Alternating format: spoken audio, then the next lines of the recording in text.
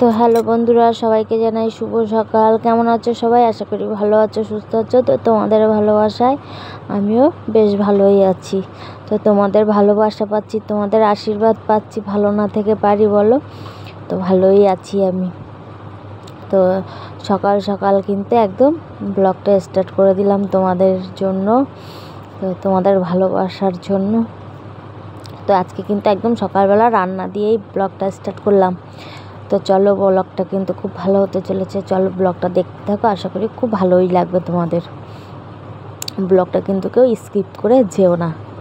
তো এই যে রান্নাবান্না চলছে সকাল সকাল। তো তোমরা ভাবছো তো যে দিদিভাই এত তাড়াতাড়ি কেন রান্নাবান্না শুরু করে দিল আজকে? তো হ্যাঁ গো, কারণ আছে রান্নাবান্না করার তাড়াতাড়ি। তো কারণটা পরে বলছি, আগে বলি কি কি রান্না হয়েছে। তো আমার ভাত হয়ে গেছে, আর হচ্ছে গিয়ে তোমার এই যে এখানে হচ্ছে পটল ভাজা, আর হচ্ছে আলুর বড়া করেছি, আর ওখানে ভেজ ডাল করেছি, আর এই যে ভাত। তো আজকে হচ্ছে নিরামিষ, একদমই কোনো মাছ টাছ কিছু নেই। তো এই যে ভেজ ডাল, ভাত, আর এই যে পটল ভাজা আর আলুর বড়া, এই হচ্ছে আজকে রান্নাবান্না। তো রান্নাবান্না সকাল সকাল করার কারণ হচ্ছে উঠতেও একটুখানি দেরি হয়ে গেছে। তো খুব তাড়াহুড়ো করে আর কি রান্না বসাতে হয়েছে, অনেকটাই দেরি হয়ে গেছে গো। আজকে একটু বলবো না, অনেকটাই দেরি হয়ে গেছে উঠতে।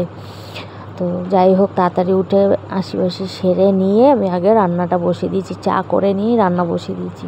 তো সেগুলো আর তোমাদের সঙ্গে শেয়ার করলাম না আমি।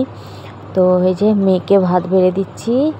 তো তাড়াতাড়ি রান্না করার কারণ হচ্ছে মেয়ে যাবে পরীক্ষা দিতে। তো তোমরা তো জানো আমার মেয়ে এবার 11-এ পড়ছে, তোমরা অনেকেই সেটা জানো। তো ওর 11-এর পরীক্ষা চলছে। তো এই যে ওই জন্য তাড়াহুড়ো করে রান্না করলাম।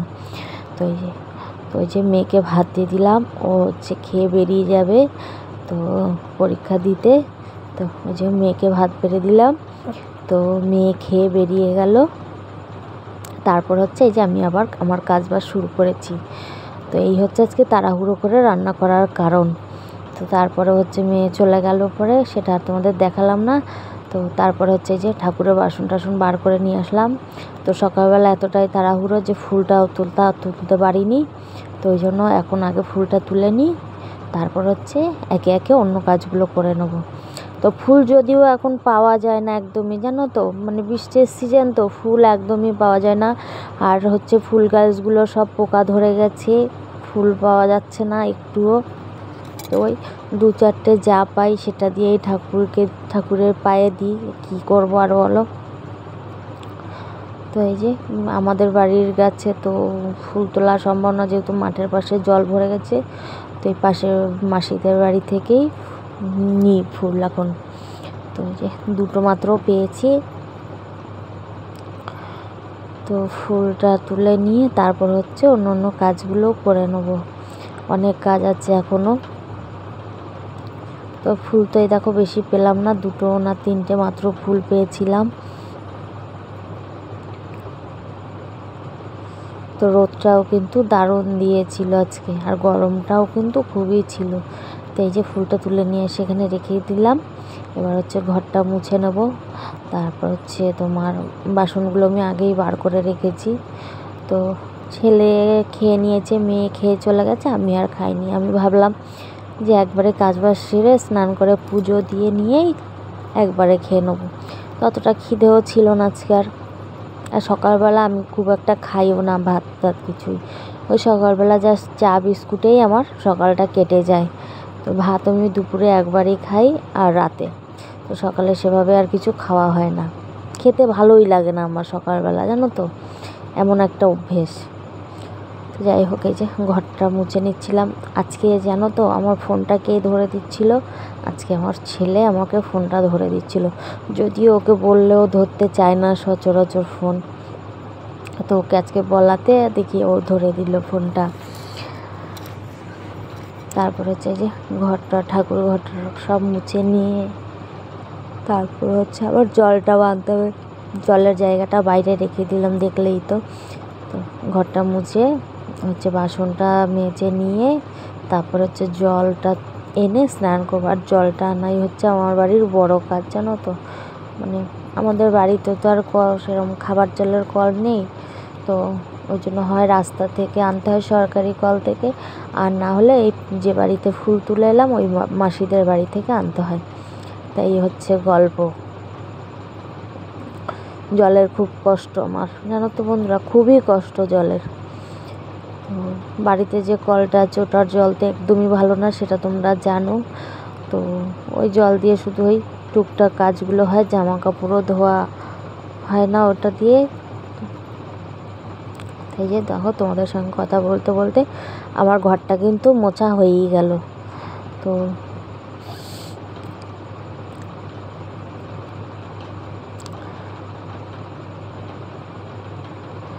ঘর মুছে যে বেরিয়ে আসলাম।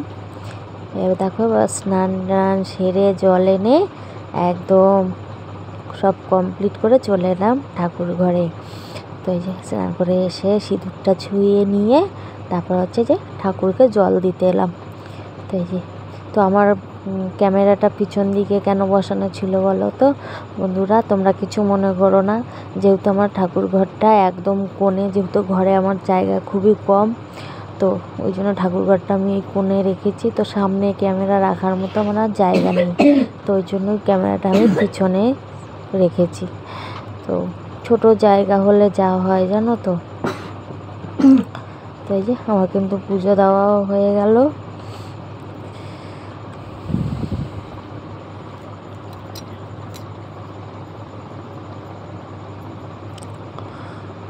তো বাড়িতে তো পুরো একা, ছেলেও আজকে যদিও স্কুলে যায়নি, বাড়িতেই আছে, কোথায় খেলতে গেছে জানি। আর মেয়ে তো পরীক্ষা দিয়ে আসেনি এখনও, তো আসার সময়ও হয়েও গেল।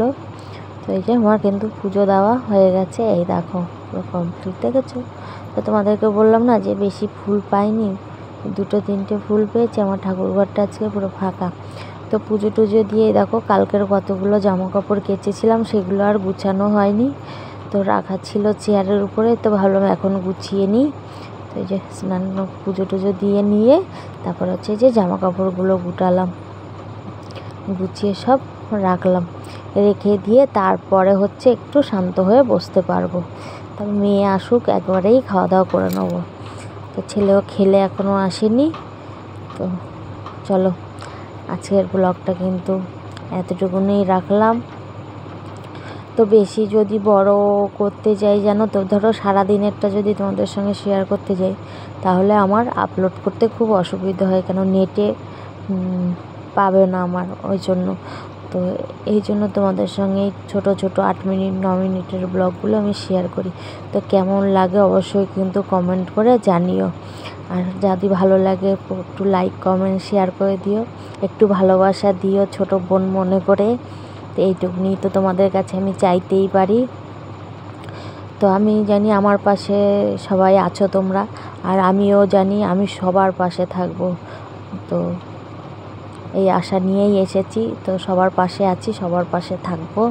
তো তোমরাও একটু আমার পাশে থেকো, আমাকে একটু আশীর্বাদ করো, একটু ভালোবাসা দিও, এইটুকুনি তোমাদের কাছে আমার চাওয়ার। চলো, তোমাদের সঙ্গে গল্প করতে করতে দেখো আমার কিন্তু জামা কাপড়গুলো গুটানো হয়ে গেল। তো কটা জামা কাপড় আলমারি থেকে আমি নামিয়েও ছিলাম, সেগুলোও আর তোলা হয়নি, সময় পাইনি আর তোলাও হয়নি। তো যে জামা কাপড় গুটানো হয়ে গেছে। তো আমার এই ছোট্ট পরিবারটা, ছোট্ট সংসারটা তোমাদের কেমন লাগে অবশ্যই কিন্তু কমেন্ট করো।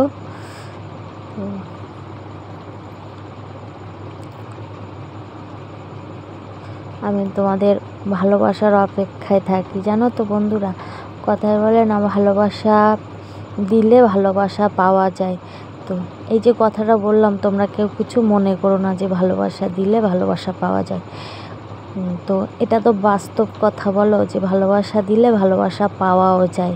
এটা কাজের সূত্রে না, সব ক্ষেত্রে, সে নিজের লোক বলো আর পর বলো, তো সবার ক্ষেত্রেই এই জিনিসটা একই। তো সেরকমই। তা চলো, ভালো থেকো সবাই, সুস্থ থেকো, এই কামনাই করি ভগবানের কাছে। তো আমার কাজ শেষ, চলো টাটা সবাই।